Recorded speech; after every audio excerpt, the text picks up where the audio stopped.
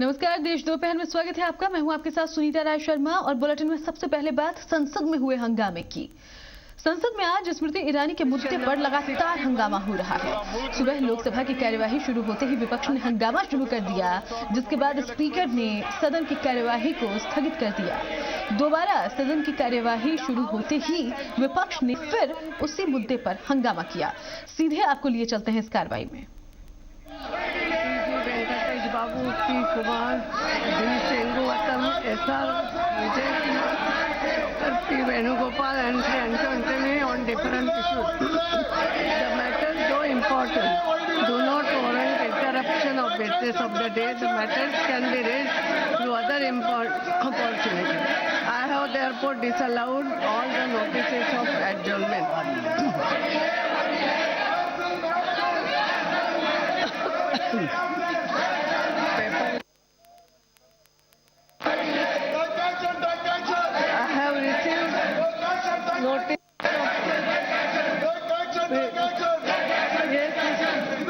I have also given a notice, ma'am. Madam 24 फरवरी 2016 को इसी house में ज्योतिरादित्य जी ने बोलते हुए कहा कि रोहित वेमुला को casteist, extremist, anti social Bandaru Dattatreya ने कहा। मेरा ये कहना है मैडम कि जो हमारे मंत्री जी है बंडारू दत्तात्रेय जी ने एक लेटर मिला था, उसको खाली फॉरवर्ड किया। इन्होंने रोहित वेमुला के लिए कास्टिस्ट, एक्सट्रीमिस्ट, एंटी नेशनल नहीं कहा। इन्होंने मिसलीडिंग हाउस किया है, इसलिए मेरा प्रिविलेज नोटिस है मैम, और प्रिविलेज नोटिस स्वीकार करिए। यस, बंडारू दत्तात्रेय जो हमारे मैंने आपको एक प्रिविलेज मोशन मैंने दिया हूँ मैडम। ये जो है rule under rule 223, because Jyotiradittya Scindia, he has tarnished my image. He has tarnished my image because my request is, with the letter which I have returned to the HRD Ministry, I have never mentioned Rohit's name. And the other thing is, I am belongs to OBC section and I am from poor family. My tarnished my image, everybody knows in Hyderabad, Andhra Pradesh, Telangana. But regarding the defamation which has come to me, entire nation by media, no madam, I am telling you, in my life, I have committed for Dalits, I have worked for the OBCs, I have always stood for the Dalits. Not only that madam, my mother was a very poor lady and my mother was selling a very onions and I came from that stage and my 30 years of service, he has tarnished and as if I have done something to the anti-Dalit. I am not, never madam. I am on the other hand, I have made for my sacrifices for the Dalits. And also madam, I am definitely expressing madam, by this way, tarnishing my image, tarnishing my reputation, I want that the motion should be accepted madam. I have received notices of question of privilege dated 1st March 2016 against Sri Scindia given by Sri Bandaru Dattatreya, Rakesh Singh, Ajay, Supriya Patel and Anupriya Patel and all others.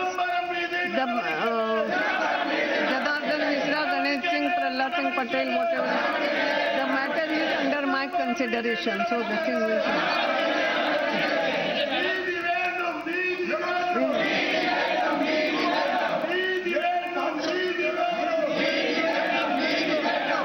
No, again the same thing.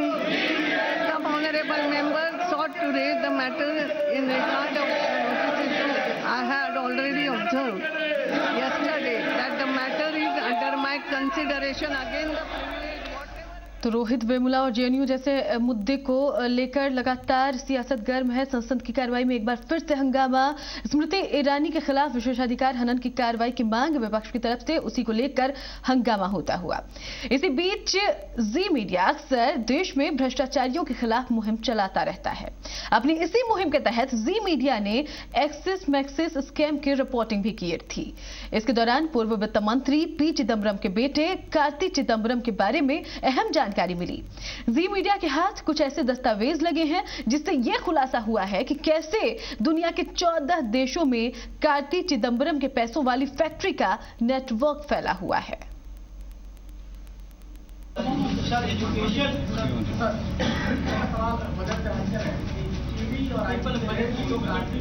first talk about the budget.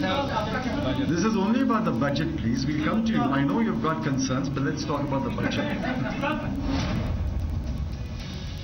इस सवाल को तो P Chidambaram टाल गए, लेकिन उन दस्तावेजों को कैसे झुठला पाएंगे जो उनके बेटे कार्ति चिदम्बरम पर भ्रष्टाचार के आरोपों की गवाही दे रहे हैं। दिसंबर 2015 में एनफोर्समेंट डायरेक्टोरेट और एयरसेल मैक्सिस स्कैम की जांच कर रही इनकम टैक्स की इन्वेस्टिगेशन विंग ने चेन्नई में छापेमारी की थी और इस छापे के दौरान जो दस्तावेज हाथ लगे हैं उसमें हैरान कर देने वाले तथ्य सामने आए हैं। छापेमारी के दौरान जांच एजेंसियों को जो दस्तावेज मिले हैं उनसे साफ पता चलता है कि पूर्व वित्त मंत्री पी चिदम्बरम के बेटे कार्ति चिदम्बरम ने दुनिया के अलग अलग हिस्सों में अपना बड़ा बिजनेस नेटवर्क तैयार कर रखा है।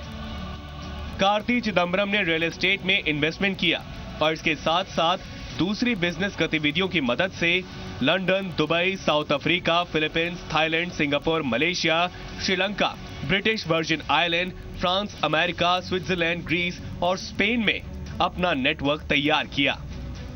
यानी 14 देशों में कार्ति चिदम्बरम ने अपने बिजनेस का साम्राज्य खड़ा कर लिया है। आप किसी भी बड़े देश का नाम लीजिए और वहां आपको कार्ति चिदम्बरम की प्रॉपर्टी मिलेगी। जांच एजेंसियों को कार्ति चिदम्बरम की संपत्ति के बारे में ये तमाम जानकारियां उस वक्त मिली जब उन्होंने उनकी company advantage strategic consulting private limited पर छापा मारा। यहां गौर करने वाली बात यह भी है कि वही कंपनी है जो एयरसेल मैक्सिस डील में फाइनेंशियल ट्रांजैक्शंस और टेलीकॉम बेनिफिशियरीज में शामिल थी। कार्ति चिदम्बरम ने ज्यादातर ट्रांजैक्शंस, प्रॉपर्टी की खरीदारी और अधिग्रहण advantage strategic consulting Singapore private limited से ही की थी। हाल फिलहाल में जितनी भी छापेमारी हुई है उससे पता चला है कि साल 2006 से साल 2014 के दौरान कार्ति चिदम्बरम की संपत्ति में दिन दुना रात चौगुना इजाफा हुआ है।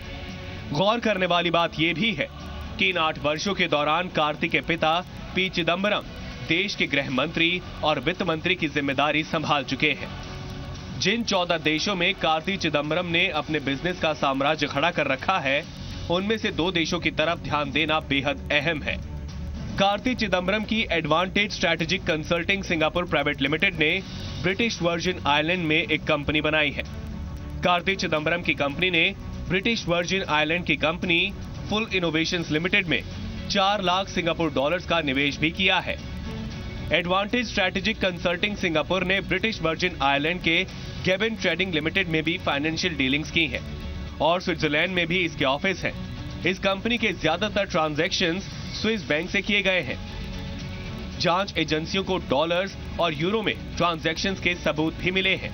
जांच एजेंसियों को ये जानकारी भी मिली है कि कार्ति चिदम्बरम की सिंगापुर वाली कंपनी ने कई मलेशियन कंपनियों में ट्रांजैक्शंस किए हैं। मलेशिया में टेलीकॉम की बड़ी कंपनी मैक्सिस का हेडक्वार्टर है जिसका अधिग्रहण वर्ष 2006 में एयरसेल ने कर लिया था। छापेमारी में कुछ ऐसे पेमेंट डिटेल्स भी मिले हैं जिसमें विदेशी मुद्रा में 30 करोड़ रुपए से ज्यादा की रकम दी गई।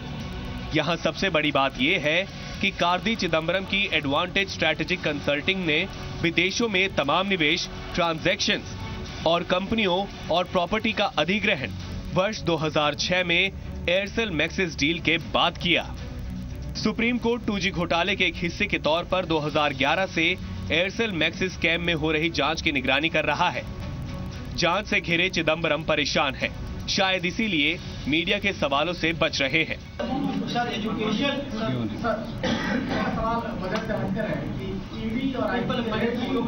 No, first talk about the budget. This is only about the budget, please. We'll come to you. I know you've got concerns, but let's talk about the budget. हालांकि पहले पी चिदम्बरम ने बेटे कार्ति चिदम्बरम पर हो रही कार्रवाई को बदले की कार्रवाई कहकर सारे आरोपों को खारिज कर दिया था। रवि त्रिपाठी के साथ जी मीडिया, दिल्ली। आगे बढ़ेंगे और बात करेंगे पाकिस्तान के प्रधानमंत्री नवाज शरीफ की, जिनकी आतंक के प्रति शराफत का नया पन्ना खुला है। दावा किया जा रहा है कि नवाज शरीफ पहली बार आतंकी ओसामा बिन लादेन के पैसे पर ही पाकिस्तान के प्रधानमंत्री बने थे।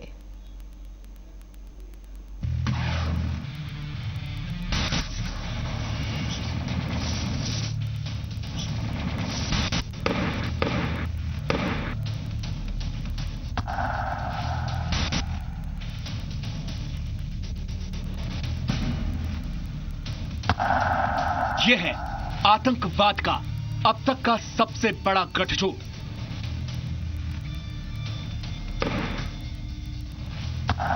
अब हुआ है पाकिस्तान के लादेन प्रेम पर सबसे बड़ा खुलासा।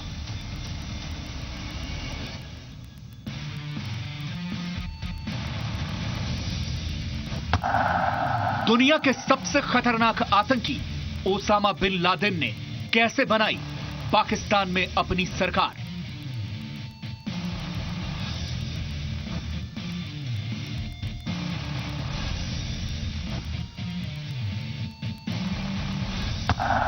क्यों ओसामा बिन लादेन ने अपने चंदे से बनाया एक प्रधानमंत्री।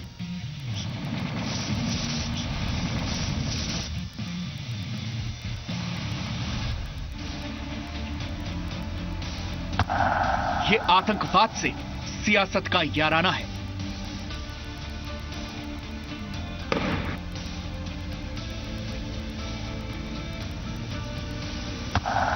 यह ओसामा बिन लादेन का नवाज शरीफ से याराना है।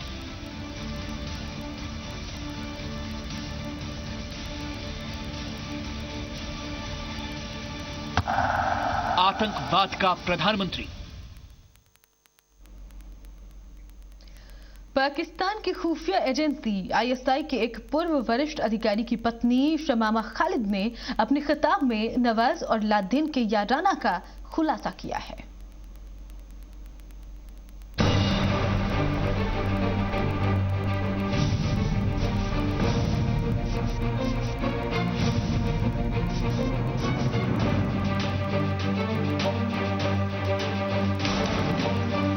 ओसामा बिन लादेन 90 के दशक के बाद का सबसे खूंखार आतंकी।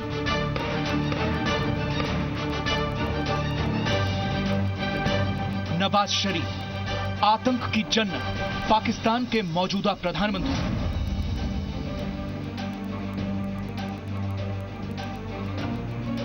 बेनजीर भुट्टो 90 के दशक में पाकिस्तान के सबसे कद्दावर नेता। इन तीनों का एक दूसरे से गहरा नाता है, नाता आतंकवाद का। पाकिस्तान की लेखक शमामा खालिद ने अपनी किताब में यह दावा किया है कि नवाज शरीफ ने साल 1990 में चुनाव लड़ने के लिए ओसामा बिन लादेन से पैसे लिए थे। लादेन ने एक शर्त पर शरीफ की पैसों से मदद की थी। यह वो दौर था जब बेनजीर भुट्टो दूसरी बार पाकिस्तान की प्रधानमंत्री बनने के लिए चुनावी मैदान में थी। पाकिस्तान मुस्लिम लीग के सबसे कद्दावर नेता और पाकिस्तान के प्रधानमंत्री नवाज शरीफ के सामने बेनजीर भुट्टो की चुनौती कहीं ज्यादा मजबूत थी। 1990 में नवाज पाकिस्तान के पंजाब के मुख्यमंत्री थे और पीएम बनने की उनकी हसरत इतनी बढ़ चुकी थी कि वो लादेन के पैरों में गिर गए। पाकिस्तानी खुफिया एजेंसी आईएसआई के पूर्व अफसर खालिद ख्वाजा की पत्नी शमामा खालिद ने अपनी किताब खालिद ख्वाजा शहीद अमन में लिखा है, नवाज शरीफ और ओसामा बिन लादेन एक दूसरे के करीबी थे। दोनों के बीच अक्सर बातें होती थी। नवाज शरीफ ने लादेन से चुनाव लड़ने के लिए चंदा मांगा था। लादेन ने शरीफ की मदद इसलिए की क्योंकि नवाज शरीफ ने कहा था कि वो सत्ता में आएंगे तो पाकिस्तान में इस्लामी कानून लागू करेंगे और लादेन की सुरक्षा बढ़ाएंगे। 1 नवंबर 1990 को पहली बार नवाज शरीफ पाकिस्तान के प्रधानमंत्री बन गए। नवाज 18 जुलाई 1993 तक पीएम रहे, लेकिन शमामा खालिद के मुताबिक नवाज ने लादेन से किया अपना वादा पूरा नहीं किया। कुछ साल पहले आईएसआई के पूर्व अफसर ख्वाजा अब्बास ने भी खुलासा किया था कि लादेन और नवाज शरीफ के बीच उस दौरान 5 मुलाकातें हुई थी। नवाज को सऊदी अरब की रॉयल फैमिली के करीब लाने में भी लादेन का ही हाथ था। पीएम रहते हुए नवाज ने लादेन से पाकिस्तान की मदद करने की गुजारिश की थी। लादेन ने 11 सितंबर 2001 को अमेरिका के वर्ल्ड ट्रेड सेंटर पर आतंकी हमला करवाया था, जिसका बदला अमेरिका ने 2 मई 2011 को पाकिस्तान के एबटाबाद में लादेन की हत्या कर लिया। लादेन सालों से पाकिस्तान में छिपा रहा और पाकिस्तान उसे झूठ बोलकर बचाता रहा। अगर नवाज पर लादेन से मिलीभगत का यह आरोप सच है तो अमेरिकी राष्ट्रपति बराक ओबामा का यह दावा भी गलत नहीं कि पाकिस्तान आतंकवाद की जन्नत है। जिस देश का पीएम एक आतंकी के आगे हाथ फैलाएगा, उससे आतंकवाद के खिलाफ कार्रवाई की उम्मीद भारत कैसे कर सकता है? बड़ी जानकारी। विधानसभा के बजट सत्र से बीजेपी विधायक ज्ञानदेव आहूजा ने खाद्य मंत्री को घेर लिया है। ज्ञानदेव आहूजा ने सदन में आरोप लगाया, अलवर में राशन की दुकानों से सामान हरियाणा में ब्लैक में जा रहा है। क्या मंत्री और अफसर ने जाकर राशन की दुकान की जांच की है, ये सवाल पूछा। खाद्य मंत्री हेम सिंह भड़ाना ने कहा कि जहां गड़बड़ी पाई जाएगी उसके खिलाफ कार्रवाई भी होगी। ये बड़ी जानकारी। ज्ञानदेव आहूजा ने खाद्य मंत्री को घेरा है। कार्रवाई के दौरान उन्होंने कहा कि अलवर में राशन की दुकानों से सामान हरियाणा तक पहुंचाया जा रहा है, ब्लैक में जा रहा है। क्या मंत्री ने या किसी अफसर ने राशन की दुकान पर जाकर जांच की है? इसका जवाब भी खाद्य मंत्री ने दिया। उन्होंने कहा कि जहां गड़बड़ी पाई जाएगी उसके खिलाफ भी कार्रवाई होगी।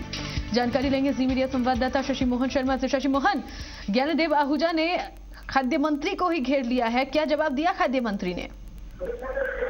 देखिए सुनीता, खाद्य और नागरिक आपूर्ति मंत्री से जुड़ा ये सवाल था कि खाद्य विभाग की जो राशन की दुकानें हैं वहाँ की सामग्रियां हरियाणा में जाकर के बेची जा रही हैं।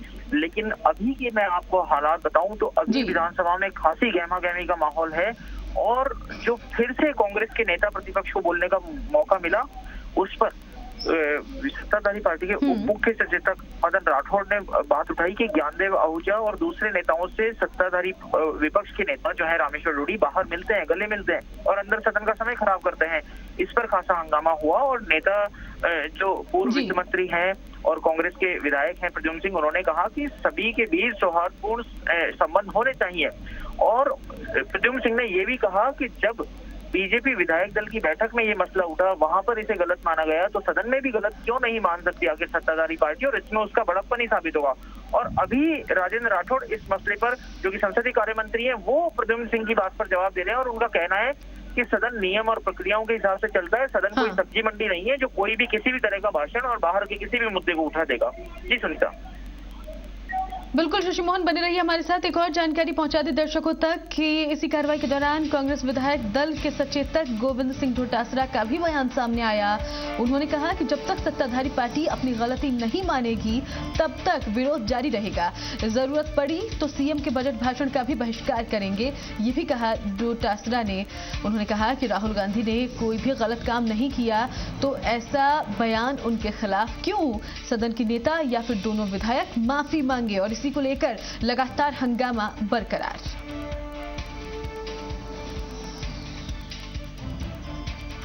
आपको बता दें कि बजट सत्र का आज दूसरा दिन है और लगातार हंगामा बढ़ता हुआ। कार्रवाई के दौरान कांग्रेस माफी मंगाने की जिद पर अड़ी है। कांग्रेस का कहना है कि कांग्रेस के राष्ट्रीय उपाध्यक्ष राहुल गांधी के खिलाफ आपत्तिजनक बयान दिया गया और इस पर या तो दोनों विधायक माफी मांगे या फिर सीएम इस पर माफी मांगे।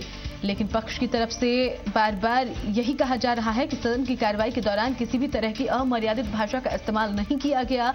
विपक्ष जानबूझकर काम में बाधा डाल रहा है और इसी को लेकर गहमागहमी लगातार बरकरार। कांग्रेस विधायक दल के सचेतक गोविंद सिंह डोटासरा का भी बयान आया। उन्होंने ये कहा है कि सत्ताधारी पार्टी अपनी गलती नहीं मानेगी तब तक विरोध जारी रहेगा। इसी बीच आपको बता दें कि कांग्रेसी विधायकों ने वॉकआउट भी किया था। एक बार फिर से कार्यवाही शुरू हुई है और फिर से हंगामा।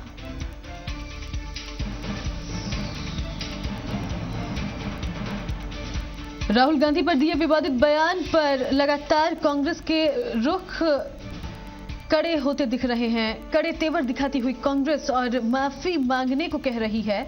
वही पक्ष सरकार का कहना कि ये जो टिप्पणियां थी वो सदन में नहीं की गई बल्कि जानबूझकर कांग्रेस इस मामले को भुना रही है, सदन के काम में दखल डाल रही है।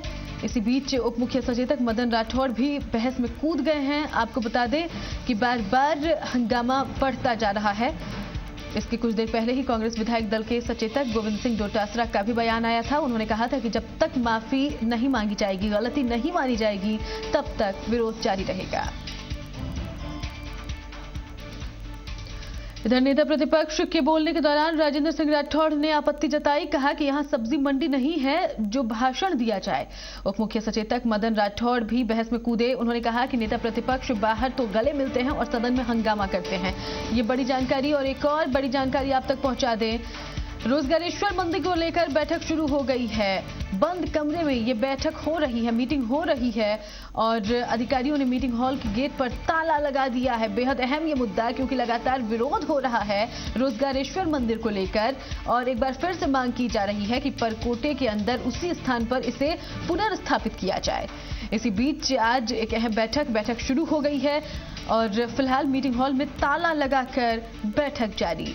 इस बैठक के बारे में जानकारी लेंगे जी मीडिया संवाददाता आशीष चौहान से। आशीष, क्या अपडेट्स?